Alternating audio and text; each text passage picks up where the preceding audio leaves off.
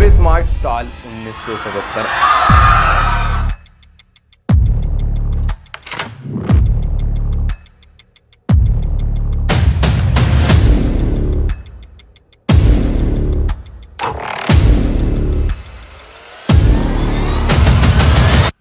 You have 10 minutes to save as many lives as you wish.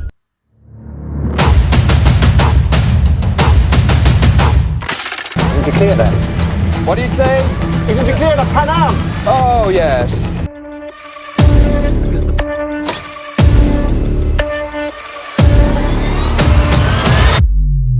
Oh, God damn it, that son of a bitch is coming, he's coming.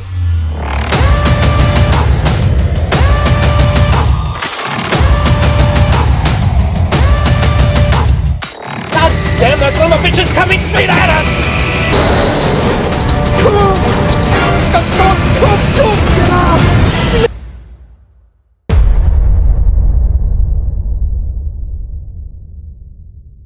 छब्बीस मार्च साल 1977 America के शहर Los Angeles से एक fully loaded Boeing 747 जहाज take off करता है।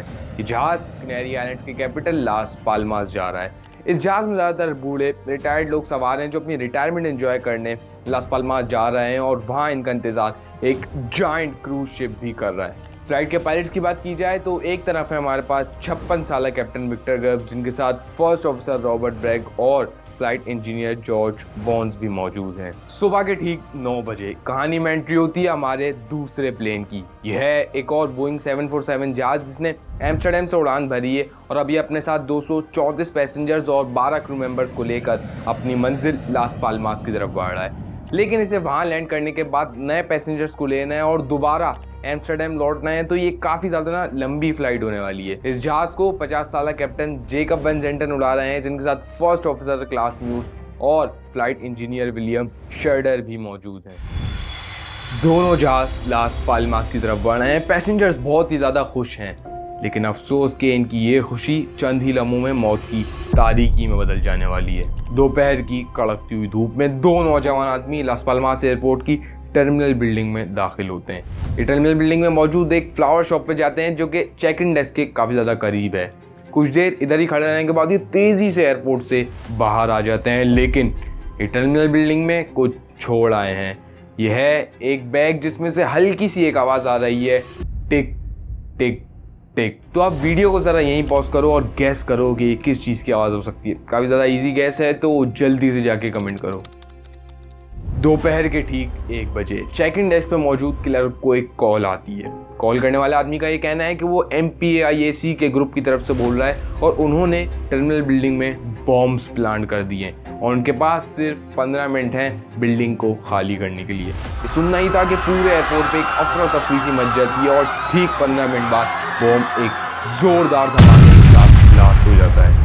इस ब्लास्ट की वजह से टर्मिनल बिल्डिंग को काफ़ी ज़्यादा नुकसान होता है और 4 बंदे भी ज़ख्मी हो जाते हैं। इसी वजह से एक डिसीजन लिया जाता है कि एयरपोर्ट को अब कुछ देर के लिए बंद कर दिया जाएगा और जितनी भी फ्लाइट जो कि लास पाल्मास आ रही हैं उन्हें अब करीब की एक दूसरे एयरपोर्ट लॉस टिडोस पर डाइवर्ट कर दिया जाएगा। लॉस टिडोस एयरपोर्ट टेनेरिफ आइलैंड के नॉर्थ ईस्ट कॉर्नर पर मौजूद है, लेकिन इस एयरपोर्ट के साथ ना एक बहुत बड़ी प्रॉब्लम है। ये एयरपोर्ट चारों तरफ से पहाड़ों से घिरा हुआ है, जिसकी वजह से यहाँ का मौसम कुछ ज़्यादा ही ख़राब रहता है। कुछ ज़्यादा से मेरा मतलब है इतना ज़्यादा ख़राब कि गवर्नमेंट को सिचुएशन से निपटने के लिए एक नया एयरपोर्ट ही बनाना पड़ गया इस आइलैंड पे। तो अब तुम अंदाज़ा लगा सकते हो कितना ज़्यादा ख़राब रहता होगा मौसम यहाँ का।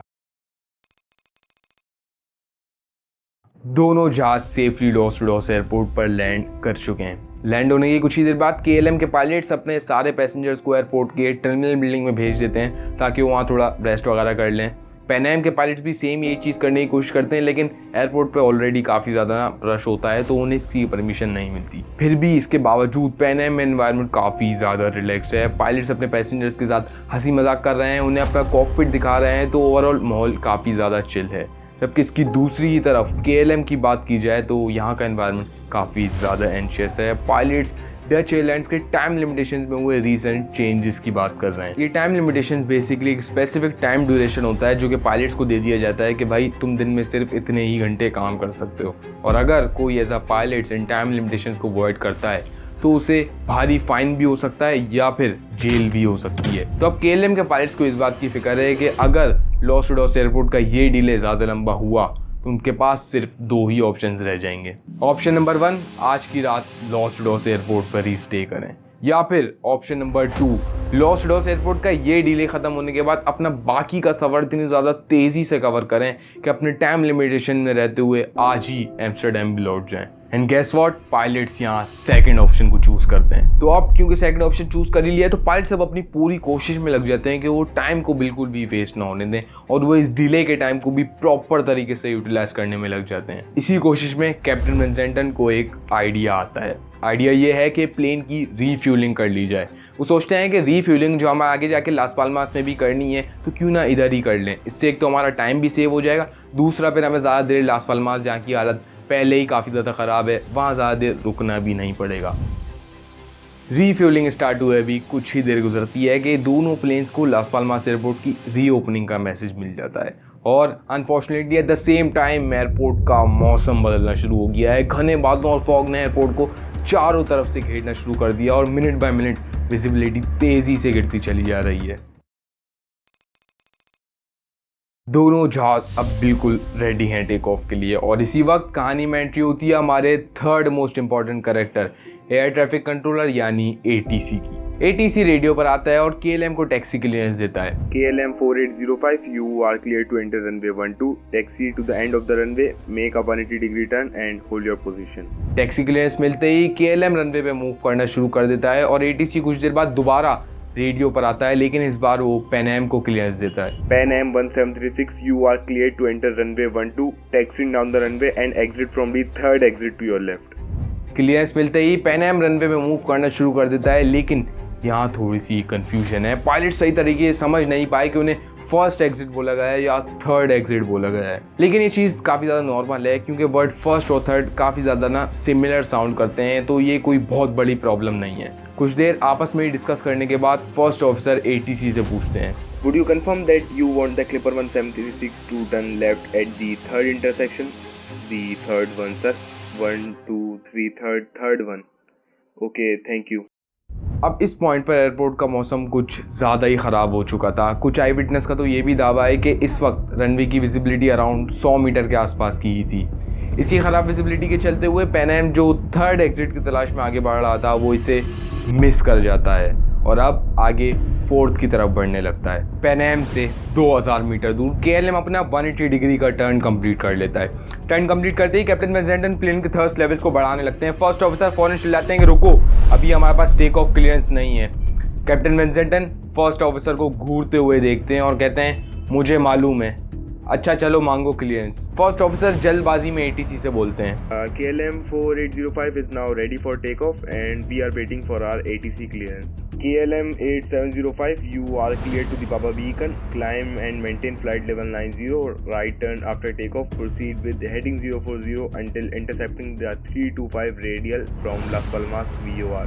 अब ATC ने यहाँ रूट क्लियरेंस तो दे दी है लेकिन टेक ऑफ क्लियरेंस का कोई जिक्र नहीं किया और कैप्टन विंसेंटन जो वक्त से कुछ ज़्यादा ही आगे भाग रहे थे वो इस रूट क्लियरेंस को टेक ऑफ क्लियरेंस समझ बैठते हैं क्योंकि इसमें वर्ड टेक ऑफ भी आ रहा होता है। तो अब वो दोबारा प्लेन के थर्स्ट लेवल्स को बढ़ाने लगते हैं और अब प्लेन रनवे पे मूव करना शुरू हो चुका है। फर्स्ट ऑफिसर जो वैसे ही काफ़ी ज़्यादा अंडर स्ट्रेस होते हैं वो ATC की इस क्लियरेंस का जवाब देते हुए कहते हैं, Roger sir, we are clear to the Papa Beacon, flight level 90, right turn out 040 until intercepting the 325 and we are now at takeoff। अब इस पॉइंट पे मुझे रियलाइज़ हो रहा है कि स्ट्रेस मैनेजमेंट कितनी ज़्यादा इंपॉर्टेंट है क्योंकि फर्स्ट ऑफिसर ने एक बहुत बड़ी गलती कर दी है। फर्स्ट ऑफिसर ने कहा we are now at take off, जिसका सिंपली मतलब है कि वो रनवे पर ही रुके हुए हैं और ATC की टेक ऑफ क्लियरेंस का इंतजार कर रहे हैं, जबकि रियलिटी तो ये है कि इनका प्लेन रनवे पर दौड़ने लग रहा है। तूने यहाँ we are now at take off के बजाय we are taking off statement का इस्तेमाल करना चाहिए था। KLM के फर्स्ट ऑफिसर का ये मैसेज दोनों ATC भी सुनते हैं और पैन एम के पायलट्स भी सुनते हैं और पैन एम के पायलट्स को लगता है कि KLM बस अब टेक ऑफ करने ही वाला है, तो वो उसे वार्न करने के लिए मैसेज करते हैं, We are still taxiing down the runway, the Clipper 1736। और at the same time ATC भी KLM को रिप्लाई करता है, Okay, stand by for takeoff, I'll call you। लेकिन अफसोस इनकी किस्मत कुछ ज़्यादा ही शानदार है कि दोनों मैसेज सेम टाइम पे ट्रांसमिट होने की वजह से आपस में इंटरप्ट हो जाते हैं और KLM के पायलट्स को सिर्फ वर्ड ओके ही सुनाई देता है। ATC अब इस पॉइंट पर KLM से बिल्कुल बेफिक्र हो चुका है क्योंकि वो इसे प्रॉपर इंस्ट्रक्शंस दे चुका है, तो अब वो दोबारा पैन एम पे फोकस करता है। Papa Alpha 1736, report when clear the runway. Okay, we'll report when we are clear. Thank you. KLM runway पर दौड़ आए। जैसे जैसे इसकी स्पीड बढ़ती जा रही है, पायलट्स पर प्रेशर भी बढ़ता जा रहा है। वो अपनी आंखें गड़ाए हुए बैठे हैं रनवे पर। लेकिन इसी कॉकपिट में एक ऐसा इंसान भी है जिन पे इनके कंपैरिजन में थोड़ा कम वर्कलोड है। यह है KLM के फ्लाइट इंजीनियर विलियम शर्डर। इसी कम वर्कलोड के चलते हुए वो ATC और पैन एम की ये कन्वर्सेशन सुन लेते हैं और उन्हें लगता है कि यार कुछ तो गड़बड़ है यहाँ। वो फौरन बोलते हैं, Isn't it clear then? What do you say? Isn't it clear that Pan Am? Oh, yes. Pan Am के कॉकपिट में कैप्टन विक्टर गब्स को अपनी विंडशील्ड से KLM की हेडलाइट्स नजर आती हैं। पहले तो वो समझते हैं कि हेडलाइट्स एक ही जगह रुकी हुई हैं, लेकिन जल्दी उन्हें एहसास हो जाता है कि हेडलाइट्स एक जगह रुकी हुई नहीं बल्कि तेजी से उनकी तरफ बढ़ रही हैं। वो चिल्ला उठते हैं, oh god damn it, that son of a bitch is coming, he is coming. First officer फौरन चिल्लाते हैं, get off get off. Pilot plane के थर्ड लेवल को पुल करके प्लेन को बिल्कुल लेफ्ट साइड में मोड़ देते हैं। वो चाहते हैं प्लेन किसी भी तरीके से रनवे के बीच में से हट जाए। KLM के कॉकपिट में जहाँ पायलट्स अपनी आंखें गड़ाए हुए बैठे हैं रनवे पे, उन्हें अचानक से पैन एम दिखाई देता है। वो हैरान रह जाते हैं। मतलब तुम खुद इमेजिन करो कि तुम एक गाड़ी में जा रहे हो खतरनाक फॉग में और अचानक से तुम्हारे सामने एक दूसरी गाड़ी आ जाए, तो क्या रिएक्शन होगा तुम्हारा। और ये तो मैं फिर गाड़ी की बात कर रहा हूँ, ये तो इतना बड़ा प्लेन है। कैप्टन वैन ज़ेंडन पैन एम को देखते ही प्लेन की योक को पूरा अपनी तरफ खींच देते हैं, लेकिन प्लेन की स्पीड इतनी ज़्यादा नहीं होती और प्लेन का पिछला हिस्सा रनवे पर रगड़ खाने लगता है और करीब 20 मीटर का निशान भी छोड़ जाता है रनवे पर। लेकिन ये स्पीड इतनी भी ज़्यादा कम नहीं होती और प्लेन कुछ हद तक हवा में उठ भी जाता है, लेकिन ये इतना ज़्यादा नहीं उठ पाता कि पैन एम के ऊपर से गुजर जाए और आखिरकार वो दर्दनाक घड़ी आ ही जाती है।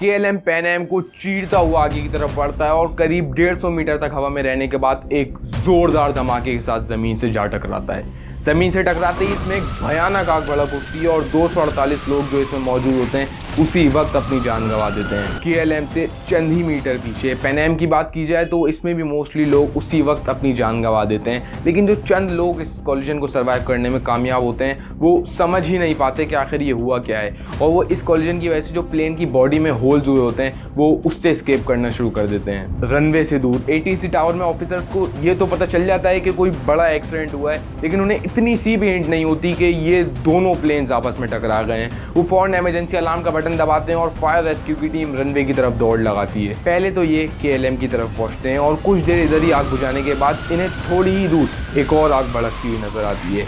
पहले तो ये समझते हैं कि ये इसी प्लेन का कोई दूसरा हिस्सा है, लेकिन जैसे ही ये इसके करीब जाते हैं ये हैरान रह जाते हैं कि ये इसी प्लेन का कोई दूसरा हिस्सा नहीं बल्कि एक और बोइंग 747 जहाज है। Only a few hours before, being part of an aircraft. The runway was carpeted with the pieces of wreckage, mingled with the remnants of passengers' personal baggage. The pictures can show this horror. They can't convey the stench of the dead, of the smouldering still of the two aircraft. तो overall इस आग को बुझाने में काफ़ी ज़्यादा time लगता है और बड़ी क्वांटिटी में पानी और फोम का भी इस्तेमाल किया जाता है। अब चूंकि ये एक्सीडेंट एयरपोर्ट पर ही हुआ होता है तो दोनों प्लेन्स के ब्लैक बॉक्सेस फ़ौरन ही मिल जाते हैं और इन्वेस्टिगेशन भी उसी वक्त स्टार्ट कर दी जाती है। इन्वेस्टिगेशन में मोस्टली ब्लेम KLM के कैप्टन जेकब वैन ज़ेंडन पर ही आता है विद रीजंस के। एक तो उन्होंने बगैर टेक ऑफ क्लियरेंस के प्लेन को टेक ऑफ करवाया। दूसरा, जब पैन एम के पायलट्स ने उन्हें वार्न किया कि वो अभी भी रनवे पर ही मौजूद हैं तब भी प्लेन को नहीं रोका गया। तीसरा, जब उनके खुद के फ्लाइट इंजीनियर ने उनसे बोला कि क्या पैन एम ने रनवे क्लियर कर लिया है तब भी कोई जवाब नहीं दिया गया और प्लेन को नहीं रोका गया। इस एक्सीडेंट में टोटल 583 लोग अपनी जान गंवा देते हैं, जो कि इस एक्सीडेंट को एविएशन की तारीख का वर्स्ट डिजास्टर बना देता है। इस एक्सीडेंट के बाद एविएशन सेक्टर में काफ़ी ज़्यादा चेंजेस और इम्प्रूवमेंट किए जाते हैं, जैसे कि एयरपोर्ट पर ग्राउंड रडार का होना कितना ज़्यादा ज़रूरी है, क्योंकि अगर इस एयरपोर्ट पर ग्राउंड रडार होता तो ये इम्पॉसिबल होता कि ये एक्सीडेंट होता। दूसरा ये कि पायलट्स और ATC की कन्वर्सेशन कितनी ज़्यादा इंपॉर्टेंट है, इसी वजह से कुछ चेंजेस भी किए जाते हैं, जैसे कि अब से टेक ऑफ वर्ड के बजाय डिपार्चर वर्ड का इस्तेमाल किया जाएगा जब तक कि टेक ऑफ क्लियरेंस ना मिल जाए। इसके अलावा रनवे के और टैक्सी बेस के साइंस और लाइटिंग्स वगैरह पर भी काफ़ी ज़्यादा इंप्रूवमेंट किए गए। तो ये थी कुछ वीडियो एविएशन वर्स्ट डिज़ास्टर की। मैं उम्मीद करता हूँ कि इस तरीके का आखिरी ही एक्सीडेंट हो। तो कैसी लगी वीडियो कमेंट्स में जाके ज़रूर बताना। ये मेरी फर्स्ट वीडियो है तो तुम्हारे फीडबैक की काफ़ी ज़्यादा ज़रूरत है, तो लाजमी से कमेंट करना। तो मैं मिलता हूँ तुम्हें नेक्स्ट वीडियो में किसी नए टॉपिक के साथ। तब तक के लिए गुड बाय।